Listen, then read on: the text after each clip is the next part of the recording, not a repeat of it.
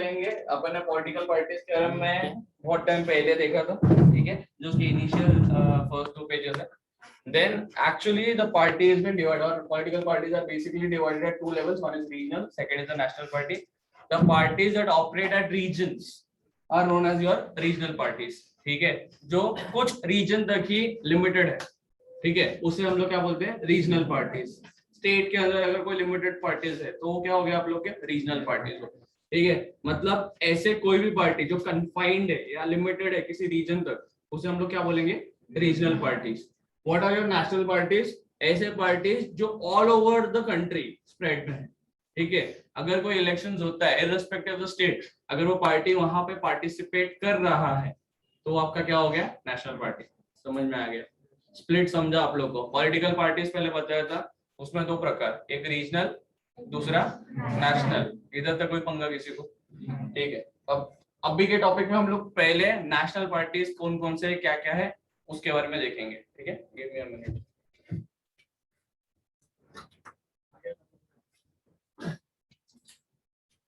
First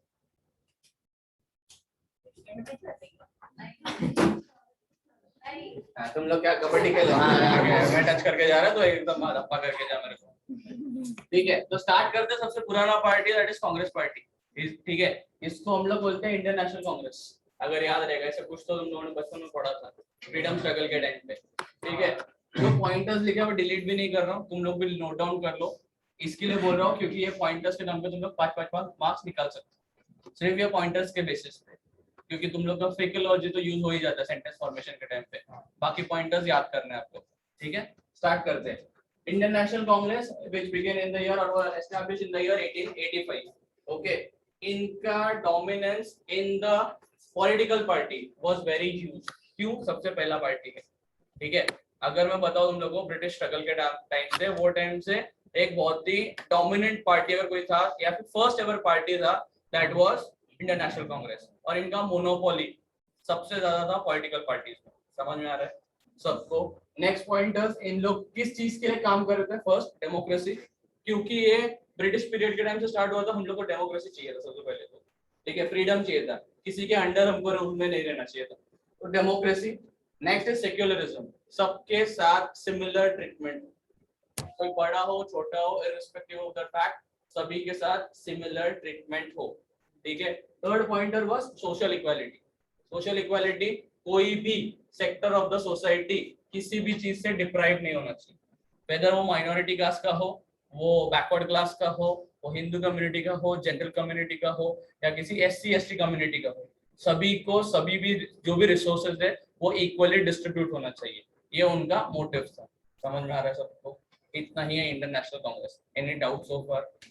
take care. कुछ उसका paragraph पढ़ के लो.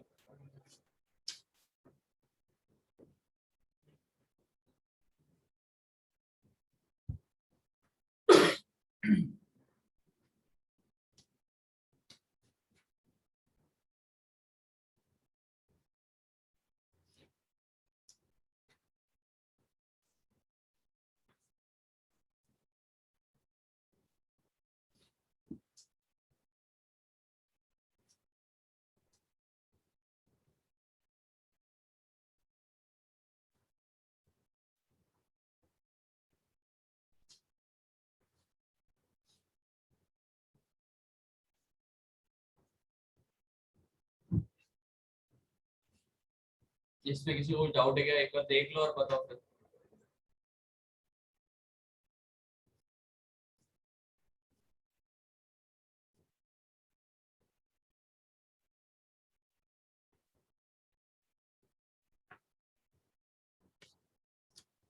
जो पॉइंटर्स मैंने लिखे हैं उसको चाहिए तो मार्क कर लो या लिख लो, एनी विच वे जैसा तुम लोग को ठीक लगे.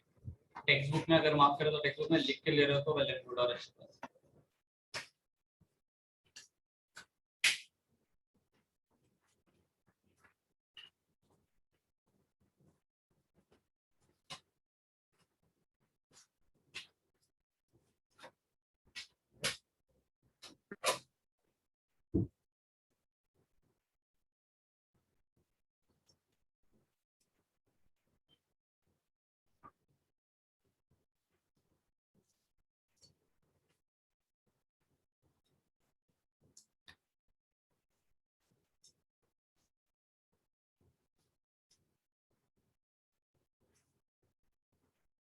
आगे बढ़े, ठीक है।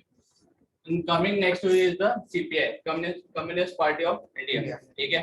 अब ये कम्युनिस्ट पार्टी ऑफ इंडिया मतलब इन लोग को दूसरा नाम क्या दिया जाता था, लेफ्टिस्ट करके, ठीक है। और ये पार्टीज मोस्टली अगर तुम लोग अभी भी देखोगे तो प्रेवलेंट है in the states of Kerala, बहुत टाइम तक it was prevalent in the state of west Bengal जहाँ पे तृणमूल कांग्रेस आया उसके पहले, ठीक है। और इन लोग का माइंडसेट बहुत ही ऑर्थोडॉक्स टाइप का है, पुराने जमाने का अपन बोलते हैं वैसा माइंडसेट के लोग हैं, ठीक है। कैसा देखते हैं, सबसे पहले it was established in the year 1925, 1925 में ये एग्जिस्टेंस में आए थे। This party is specifically known as labourers and workers party, क्योंकि इनका ऐसा बोलना है कि जो मेजॉरिटी है वो वर्कर्स एंड लेबरर्स के हाथ में रहना चाहिए, या रादर आई शुड से कि जो पावर है वो it should be in the hands of labourers and the workers, because they comprise of the majority of the society.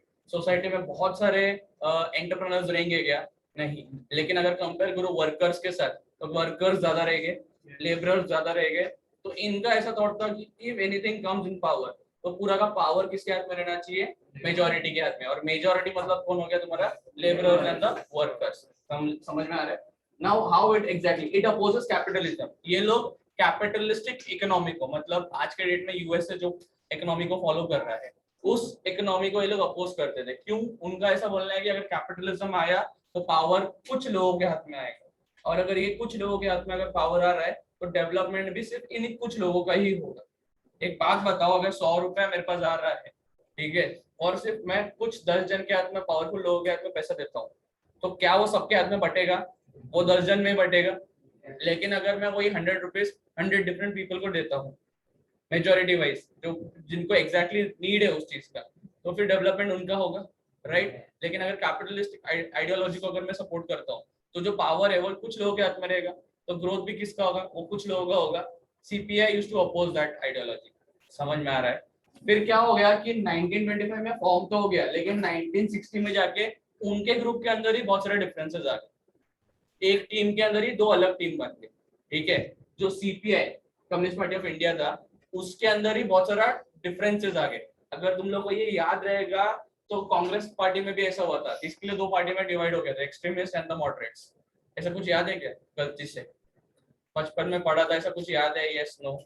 दो टाइप ऑफ आइडियोलॉजी थे, एक गांधी जी की आइडियोलॉजी जो बोलते थे एक झापड़ में तो सेकंड वाला गाल दिखाओ, दूसरा आइडियोलॉजी थे भगत सिंह का, एक झापड़ में तो दूसरा तो चिपका के आ जाए करके। तो दो आइडियोलॉजी बने थे जिसको एक्सट्रीमिस्ट एंड द मॉडरेट्स बोलते थे, ठीक है। वैसे ही सीपीआई के अंदर दो अलग पार्टी या दो अलग डिफरेंसेस फॉर्म हो गए थे, एंड 1964 में जाके वो स्प्लिट हो गया। तभी सीपीआई जो चाइना का माइंडसेट लेके घूमता था, सीपीआई मतलब कम्युनिस्ट पार्टी, अगर मैं तुम लोग को बोलूं चाइना का इकोनॉमी जो है it is of communist party, ठीक है। इंडिया का इकोनॉमी कैसा है, मिक्स्ड इकोनॉमी, राइट। एक है तुम्हारा मिक्स्ड इकोनॉमी, एक है कैपिटलिस्टिक, और दूसरा आ गया वो है सोशलिस्ट, कम्युनिस्ट या सोशलिस्ट, ठीक है। तो एक सीपीआई बोलता है हम लोग चाइना का तरीका फॉलो करेंगे, ठीक है। दूसरा बोलता है मैं रशिया का फॉलो करूंगा। हालांकि दोनों गवर्नमेंट रूल के अंदर ही रहना चाहते हैं, दोनों कम्युनिस्ट ही है, लेकिन डिफरेंसेस है, दोनों आइडियोलॉजीज में डिफरेंसेस है। इसके लिए एक बन गया सीपीआई दैट इज चाइना का फॉलोवर बन गया, एक आ गया सीपीआई ब्रैकेट में M, M stand for Marxist. Karl Marx याद है तुम लोग को, कुछ पढ़ा था, उसके आइडियोलॉजी को फॉलो करने वाले लोग हो गए। तब जाके दो पार्ट में डिवाइड हो गया, एक CPI which follows China's ideology, another one is CPI Marxist। ये कब हुआ, इन द ईयर 1964। याद रखने जैसा डेट्स क्या है इसमें, 1925 को एस्टैब्लिश हुआ, 1960 में डिफरेंसेस आया, 1964 में CPIM फॉर्म हुआ। समझ में आ रहा है सबको, कोई डाउट। तीन डिफरेंट पार्टीज कवर हो चुके हैं हमारे, that is Indian National Congress, Communist Party of India and Communist Party of India Marxist. तीन पार्टीज डेवलप कंप्लीट हो चुके हैं, गो थ्रू कर लो।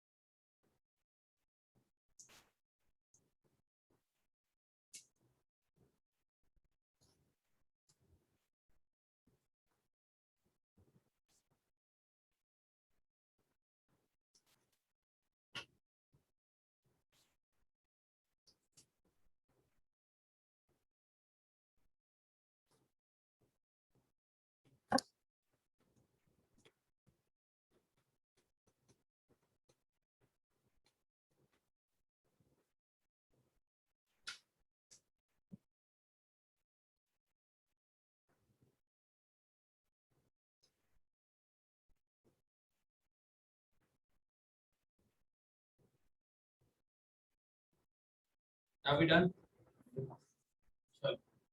Next let's move to BJP. ठीक है, भारतीय जनता पार्टी। सबसे पहले तो समझ के चलो दो मेन पार्टीज होके रहते थे, एक था कांग्रेस, नेक्स्ट इज बीजेपी। अगर उसको मैं बोलता हूँ कांग्रेस तो इसको और एक नाम से बोलते हैं, that is anti Congress. Okay, now Bharatiya Janata party actually came out from two different parties. Okay, तो पहले वाज भारतीय जनता संघ, ये कौन से ईयर में था?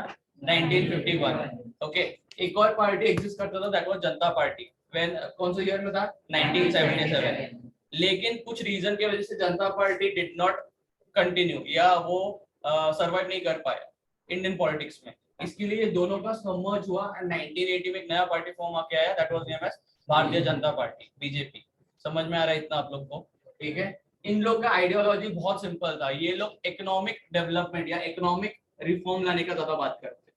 मतलब क्या, इनको एक ही चीज समझते हैं, पैसा लेकर।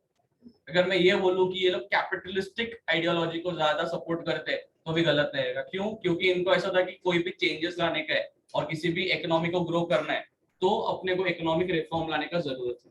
ठीक है, इन लोग दो आइडियोलॉजीज को सपोर्ट करते हैं। एक है हिंदुत्व, दैट इज इंडिया के कल्चर को, इंडिया के ट्रेडिशन को एक साथ रखने का।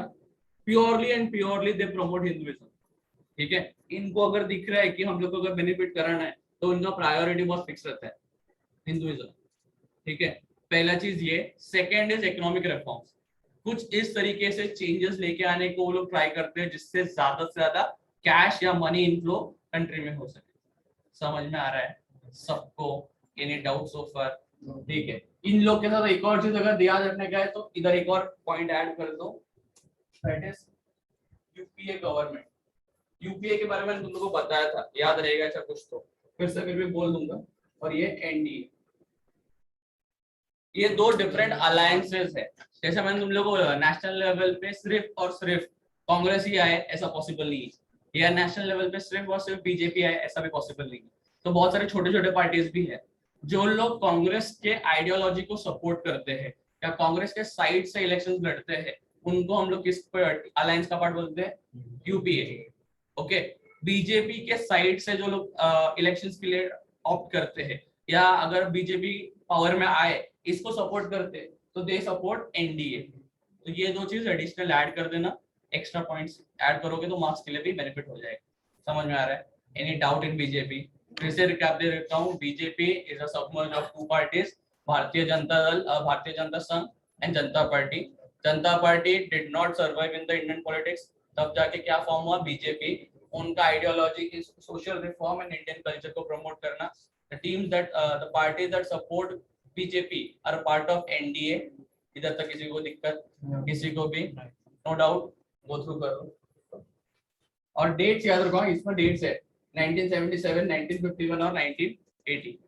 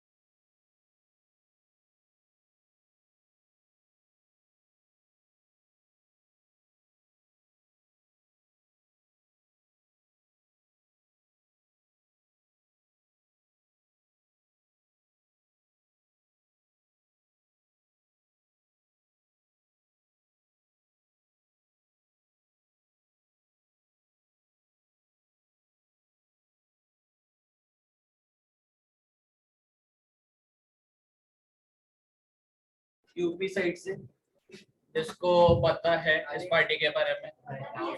पता नहीं। आर्यन सर आपको पता है? आपको पता है सर? ठीक है। यहाँ पे ये जो पार्टी है ना, इनका बहुत सही है आगे, मतलब अगर आप लोग उत्तर प्रदेश साइड में देखोगे ना, उन लोगों का बहुत सही सिस्टम है। 5 साल इनको पार्टी, इनको वोट दो, 5 साल इनके ऑपोजिशन को दो, टेंशन ही नहीं चाहिए अपने को। जैसा राजस्थान करता है, 5 साल कांग्रेस, 5 साल बीजेपी, मस्त खुशी खुशी सब लोग का टाइम आएगा, कोई झगड़ा नहीं करने का, सबको चांस मिलेगा। ठीक है, लेकिन ये पार्टी स्पेशली मेरे को बहुत ज्यादा पसंद है। इनको कितना भी पैसा दो, डेवलपमेंट के नाम पे ये हाथी घोड़ा ही बनाते हैं, सारे पत्थर के स्कल्पचर बनाते हैं, सारे के सारे। ठीक है, सो बहुजन समाजवादी पार्टी, ठीक है, इनका सिंबल इज एलिफेंट।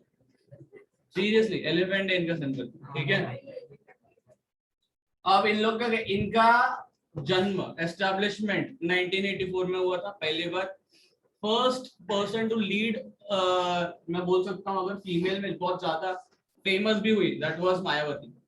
ठीक है, she was the chief minister as well, chief minister of UP as well. ठीक है, अब अगर तुम लोग यूपी में जाओगे ना, नो ऑफेंसेस बट यस, ऐसा बोला जाता है कि वहां पे तुम लोग को गुंडाराज बहुत देखने मिलेगा, और कोई नया नया गया रहेगा ना तो जैसे वैसे लुट जाओगे, ठीक है, फिर वो लड़का हो या लड़की हो।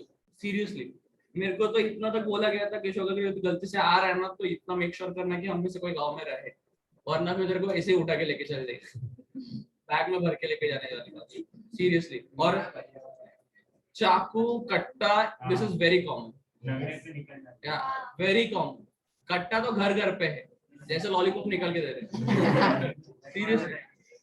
कट्टास आर लाइक और रिवॉल्वर, मिर्जापुर वाले अंकल थे ना ये, ठीक है, कभी हाथ में फूटता है, कभी सामने वाले को फोड़ के आ जाता है, but that is very common. Then क्या बोलते हैं, रॉबरी और क्या बोलते हैं, chain snatching, this is also very common. आप स्टेशन पे उतरो, अगर पहचान का है तो चुपचाप गाड़ी मिलेगा उसमें बैठ के आओ, किसी के भरोसे आ रहे हो तो उस भरोसे वाले को बोलना स्टेशन पहुंच जाना, हाँ वो भरोसे वाला कुछ और हो जाना, हाँ तो दर्द हो जाएगा, ठीक है। But coming back to the topic, Bahujan Samajwadi party 1984 में एस्टैब्लिश हुआ था। इन लोग का बहुत ही ज्यादा focus only on two parties है, या दो सेक्शन के ऊपर है, that is schedule caste and schedule tribes. ये बोलते हैं कि वो टाइम पे schedule caste and schedule tribes को सभी चीजें नहीं मिलता था। अगर मैं तुम लोगों को प्री इंडिपेंडेंस की बात करूं या पोस्ट इंडिपेंडेंस की बात करूं, तो schedule caste and schedule tribes were very much away from the development, ठीक है। इसके लिए अगर तुम लोगों को मैं बोलूं सबसे ज्यादा क्या बोलते हैं रिजर्वेशन एंड एवरीथिंग इन लोग को मिला है, क्यों? क्योंकि दे वर डिप्राइव्ड फ्रॉम मेनी थिंग्स। तो बीएसपी ने इन लोग को क्या बोलते हैं डेवलप लेने का या इनका रेस्पॉन्सिबिलिटी समझा और इनको रिप्रेजेंट करने का काम किया है, ठीक है। अब इनका क्या बोलना है कि जितना भी पावर है ना मेजोरिटी के हाथ में दो, और इनका मेजोरिटी का मतलब क्या हो गया, schedule caste and schedule tribe के लोग के हाथ में। क्यों सर ऐसा? सो दैट डेवलपमेंट ज्यादा से ज्यादा किसका हो सके, schedule caste and schedule tribes का। लेकिन इन लोग का प्रॉब्लम क्या हुआ ना, इनको पावर भी मिला था, सब मिला था, ये सोच के कि ये लोग कुछ अच्छा करेंगे, लेकिन इतना पैसा मिलने के बाद भी सिर्फ पत्थर के हाथी बनाए मैडम।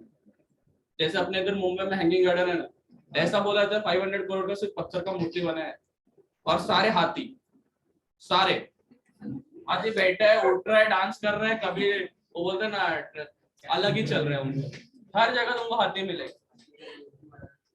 क्या बनाना चाहिए हाथी का, क्या बनाना चाहिए,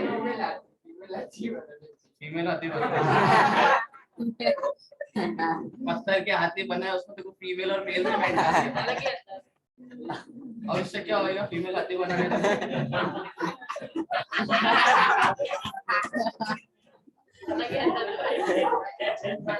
इंटरेस्ट बढ़ेगा किसका, हाथी को देखिए क्या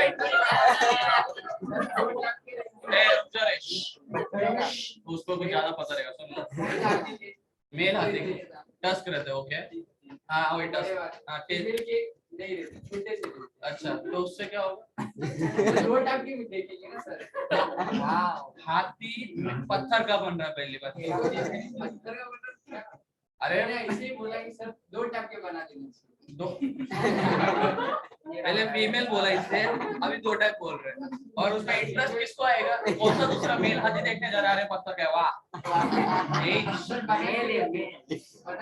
अरे हर वही तो बोला ना, उनने पता नहीं उनको क्या इतना ऑब्सेशन था, वो लेडी आज भी अगर पावर में आती है ना वो हाथी बनाएगी, पता नहीं क्यों, टूरिज्म के लिए बना दे, टूरिस्ट। मेरे को एक बात बता, रास्ते भर में हाथी देखता जाएगा, कितना टूरिस्ट कितने हाथियों पे पैसा उड़ा के जाएगा, अगर नॉर्मली तो हाथियों को प्रिजर्व करेगा तो भी मैं टूरिज्म समझ सकता हूँ कि there are population of elephants को तू ग्रो कर रहा है, या फिर तेरे को ट्रैवल करने का है तो तू हाथी के ऊपर बैठे हो, वहां वो अंकल को बिठा के बैठ गया और तू जा रहा है। मेरे को बात बता, एक तो वैसे ही मैंने जो डिस्क्रिप्शन दिया यूपी साइड का, ठीक है, उसमें मालूम पड़ रहा है कि आप निकलते हैं आपको कट्टा एंड एवरीथिंग इज कॉमन, ठीक है, चल पकड़ ले, मैं ही हूँ तेरे गाँव में, मतलब मैं ही हूँ वो साइड से, ठीक है, हाँ मुन्ना भैया चल ले, ठीक है, कालिन भैया मुन्ना भैया बन के हम घूम रहे, तू विजिट करने आया है, तो तू क्या घूमा हुआ तो बोलेगा हाथी पे बैठ के क्या भागते बैठेगा कि मैं शूट करने के लिए वेट करेगा। और सीरियसली गाइस मैं ऐसा ये नहीं बोल रहा, बट वो लेडी को ऑब्सेशन अलग ही लेवल का है, वो अगर आज भी प्राइम मिनिस्टर बनेगी ना तो भी बोलेगी हर घर के सामने एक हाथी खड़ा, पता नहीं क्या मजा आता है, बट ठीक है। उनको डेवलपमेंट के लिए दिया था, उनको ना ऐसा बोला जाता है कि डेवलपमेंट के लिए कुछ करोड़ रुपीस दिया था उन्होंने, उसका भी हैंगिंग गार्डन जैसा एक स्पेशली अलग से गार्डन सजा के रखा है जिसमें सिर्फ और सिर्फ एलिफेंट्स के स्कल्पचर थे। आज भी पता नहीं, शायद कुछ एलिफेंट टॉक्स रहेगा। एनीवेज 20 बसपा बहुजन समाजवादी पार्टी को बसपा बोलते हैं। बहुजन समाजवादी पार्टी समझो सबको, कोई दिक्कत इधर तक किसी को भी, ठीक है। एनसीपी सबसे स्मार्टेस्ट प्लेयर अगर कोई बोलेगा ना, इनका लीडर है, सबसे स्मार्टेस्ट प्लेयर। इनके कॉन्स्पिरेसी को ना के सामने मैं बोलता हूँ नरेंद्र मोदी भी फेल है, ठीक है। जैसे अगर मैं क्रिकेट में बोलता हूँ smartest brain is MS Dhoni, अगर ऐसा बोलता हूँ तो आर्ग्यूबली है क्या। कुछ लोग बोलेंगे बस क्या सर आप CSK फॉलो हो रहे इसके लिए बोल रहे हो, MI वाले रो देंगे फिर, ठीक है। CSK वाले बोलेंगे अरे बस क्या अपना पार्टी वाला है। एनीवेज जैसा अपन बोलते हैं कि स्मार्टेस्ट प्लेयर्स में स्ट्रीट स्मार्ट जिसको बोलते हैं हम लोग, और तुम्हारे भाषा में तो शाना, ठीक है। वैसे ही ना अगर मैं बोलूं ना कि इलेक्शन या पॉलिटिक्स में एनसीपी के जो लीडर है शरद पवार सर स्मार्टेस्ट प्लेयर है। इसका बेस्ट एग्जांपल तो क्या, जो अभी पार्टी फॉर्म हुआ है महाराष्ट्र में, अगर तुम लोग को याद रहेगा BJP had the majority of the seats, he went into क्या बोलते हैं कोएलिशन गवर्नमेंट विद एनसीपी। आज उनका पार्टी फॉर्म हुआ, that is BJP and NCP for the very first time, ठीक है। आज हुआ उनका चीफ मिनिस्टर देवेंद्र फडणवीस भी पुनः येल बोल के वो आ गए। डेप्यूटी चीफ मिनिस्टर किसको बनाया, अजित पवार सर को। अजित पवार सर के ऊपर से जितने भी ये थे एलिगेशंस थे करप्शन के, उसको क्लीन चिट दे दिया। सेकेंड डे उसने रिजाइन कर दिया, बोला बीजेपी हमारे साथ नहीं है, party dissolve, government dissolve. And फिर किसके जगह टीम बना लिया, शिवसेना के साथ। और अभी किसका पार्टी चल रहा है, शिवसेना, एनसीपी, कांग्रेस, सबसे स्मार्ट। सोचना, और उसके ऊपर कितने का एलिगेशन आने गया, समथिंग 400-500 करोड़, समथिंग 400-500, 400-500 रुपए नहीं 400-500 करोड़। तो इतना स्मार्ट बंदा है वो। एंड इसके बाद बहुत सारे प्रोफाइल्स पहले भी दिया गया शरद पवार सर के। He was the president of BCCI, जो कमिटी इंडिया के क्रिकेट चीज को हैंडल करता है उसको। He was once the president of ICC, ठीक है। ICC का भी प्रेसिडेंट रह चुके हैं। इतना ज्यादा एज में भी आने के बाद आज भी अगर उनका रैलीज तुम लोग अगर देखोगे ना, इतना ज्यादा क्राउडफुल है। ही इज पैरालिटिकली वन साइड, उनका बॉडी डैमेज हो चुका है, स्टिल वो कंडीशन में भी वो बंदा आज के डेट में भी रेडी रहता है। हाँ, बड़े पोजीशन पे गया नहीं है, कोई भी हाई प्रोफाइल पोजीशन के लिए अभी उसको कोई इंटरेस्ट नहीं है। उनकी डॉटर है, उनका छोटा भाई है, बट स्टिल पार्टी को हेड करते हैं। ओके, अभी एनसीपी का थोड़ा सा बैकग्राउंड दे दिया, चलो एनसीपी हुआ कैसा क्या है देखते हैं। एनसीपी सबसे पहले 1999 में एग्जिस्टेंस में आया। It was a part of Indian National Congress. Indian National Congress का पार्ट हुआ करता था एनसीपी, ठीक है। अब क्या हो गया, उनमें भी सेम वही चीज हुआ, डिफरेंसेस आ गए जिसके से स्प्लिट हो गया। 1999 में कांग्रेस से स्प्लिट होके खुद का एक पार्टी फॉर्म किया, दैट इज एनसीपी। 1999 से लेकर 2014 तक ये कोएलिशन गवर्नमेंट का पार्ट रहा है। मतलब छोटा सा पार्टी है लेकिन कांग्रेस के साथ ही रहा है यूपीए गवर्नमेंट में, और जितना हो सकता है कंट्रीब्यूशन दे रहा है। साथ ही साथ सेंटर पे as well as state level पे इसका कंट्रीब्यूशन भी रहा है। Plus he has been actively a part of government from 1999 to 2014। समझ रहा है सबको, एनसीपी खत्म। सच्ची बोल रहा हूँ, देखो टेक्स्ट बुक्स निकाल के यूनिफाइड पार्टी अलायंस जैसा कुछ तो मैं बताता हूँ, एनडीए और यूपीए का दोनों का बताता हूँ। 5 minute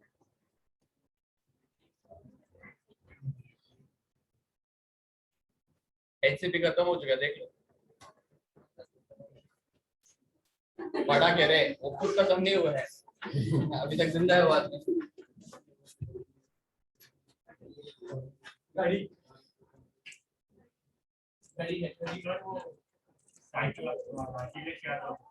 Akhilesh Yadav Samajwadi party regional party में आता है वो।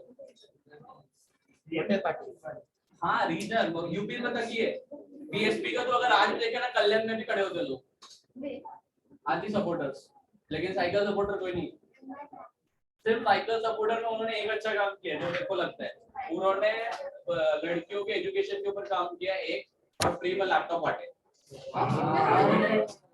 और लोगों ने लिए, लोगों ने सर मेरी बेटी भाई गिर जाएगा, 2-4 रुपए के लेके वोट भी नहीं दिया, वो स्कैम अलग ही है। क्या बोल रहा है केजरीवाल, केजरीवाल का नाम ले ही मत, वो बेचारा हमेशा हर रैली में कुछ ना कुछ स्किल होता है क्या, कोई चप्पल फेंक के मारता है, कोई हाथ फेंक के मारता है, कोई मुकाबला करके जाता है। ठीक है, क्या कर सकता है। स्टार्ट किया था उसने किससे, उसका स्कोर रीसेंट पार्टी थे ना, तो शायद इसलिए ऐड नहीं किया और वो रीजनल में आए, अभी तक नेशनल पार्टी बना नहीं। खुद टीएमसी खुद 2016 में बना था, ममता दीदी फुटबॉल अरे ममता दीदी भी है मेरे पास, हम आपका पार्टी बताओ जरा इसके बारे में, बस क्या नाराज हो गया तो आपके पार्टी वालों को। एनीवेज इस पर एनसीपी और बीएसपी कर दो, उसके बाद अपन टीएमसी तक जाएंगे।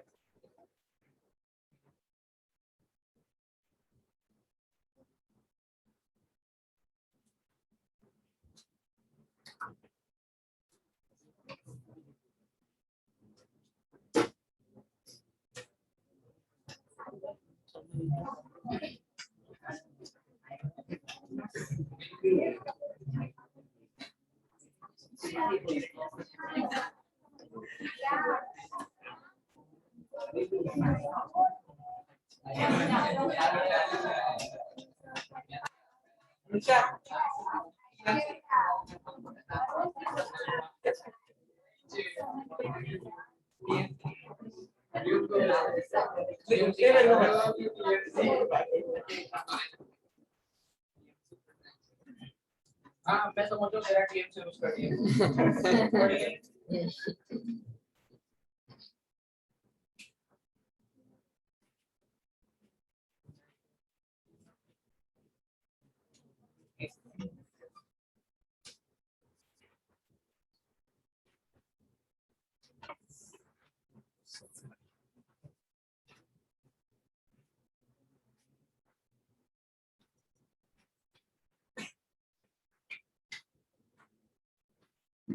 यूपीए का इज यूनाइटेड प्रोग्रेसिव अलायंस और एनडीए का इज नेशनलिस्ट डेमोक्रेटिक अलायंस।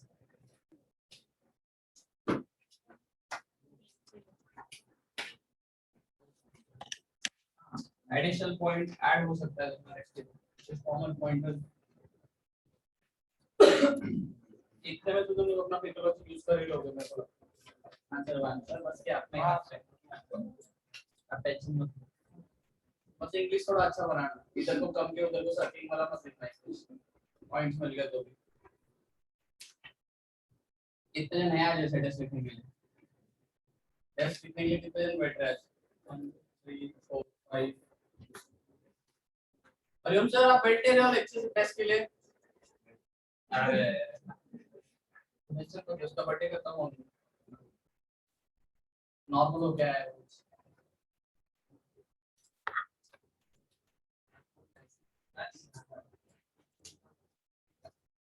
इसलिए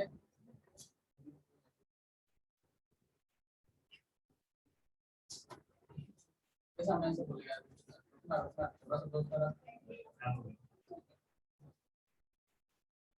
सब कुछ सबके सामने बोल रहे हैं क्या है पता नहीं कोई बात नहीं, लिख लो एनडीए और यूपी का फुल फॉर्म लिख लो, एंड हो गया आप लोग का बीएसपी और एनसीपी सबका, एनी डाउट सो फार, ठीक है। Last is TMC, Trinamool Congress party, ठीक है। कब आया एग्जिस्टेंस में, it came in the year 1998, उसको अच्छा हुआ चलो। So basically it is a party that was a part or rather I should say कि that coexisted only in Bengal.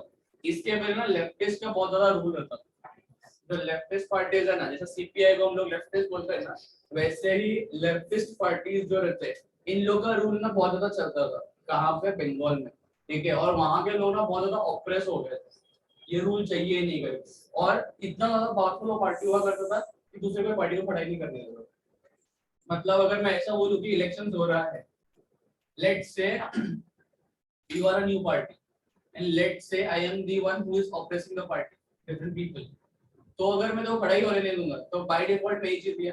ये होता था वहां पर कि मैं एक ही वोट डालूंगा और मेरे अगेंस्ट आगे कोई एक भी वोट नहीं डालेगा, तो एक वोट के दम पे मैं जीत गया। तो वैसा कुछ होता था और हर बार होता था।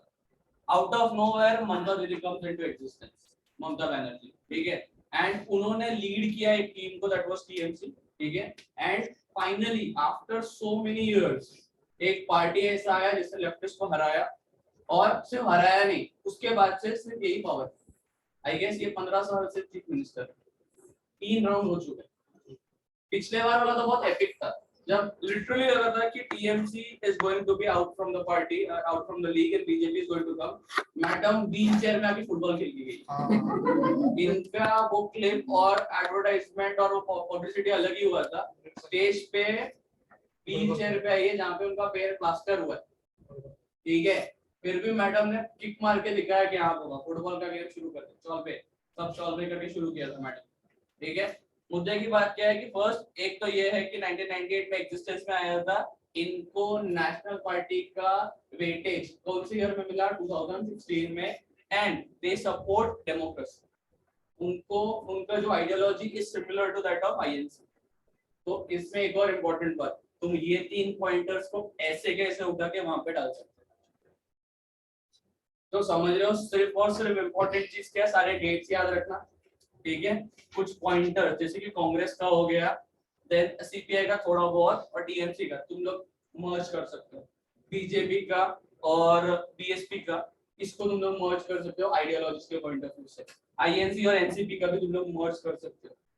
डेट्स इंपॉर्टेंटली याद रखना है, इसके साथ ही साथ आपके नेशनल पार्टीज सारे कंप्लीट हो गए। जरा गो थ्रू कर,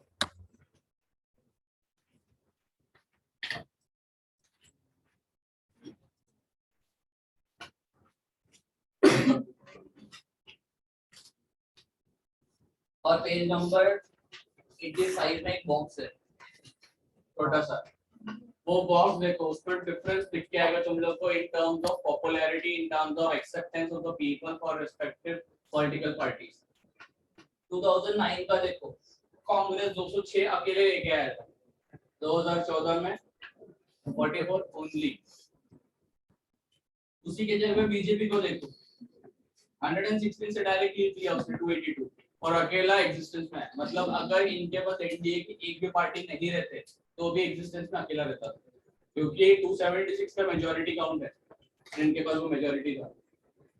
इतना छोड़ो, इस साल भी वही हुआ है, मतलब नेक्स्ट इलेक्शन जो हुआ 2019 में 282 आया था, 5 साल मतलब 2014 में, 2019 में उनको 301 अकेले को आया, और एक ही ना मोदी जी, मोदी जी जब तक चल रहे चलने का, और अगर ऐसे ही चलता रहा तो आई डाउट नेक्स्ट 5 इयर्स के बाद भी तुमको मोदी जी दिखेंगे, पता नहीं कुछ हो नहीं हो, उनकी दाढ़ी से कुछ दिक्कत लगा जाए। हां ये बात देख, हैट्रिक तो मार ही लेंगे, मेरे को कोई ना रिकॉर्ड किया। हां ठीक है, मोदी जी कुछ भी कर सकते हैं, वो ड्रम बजा सकते हैं, जरूरत पड़ा तो एमएस धोनी को रिप्लेस करके इंडियन टीम के कैप्टन भी बन सकते हैं, बहुत कुछ कर सकते हैं। हां सच्ची कौन बोल रहा हूँ तेरे को, मेंटर बन के आया ना एमएस धोनी सीएसके। अरे भाई जो आईपीएल में घूमता रहेगा वो इंडियन टीम के मेंटर बन गया ना एमएस धोनी, रिप्लेस होके विराट कोहली को भी तुम घर पे बैठो, सब घर पे अकेले में टीम जिता के लेके बोल के आएंगे मोदी, ठीक है, उनका मार्केटिंग स्ट्रेटजी बहुत सही रहता है, रिकॉर्डिंग कर लेते हैं,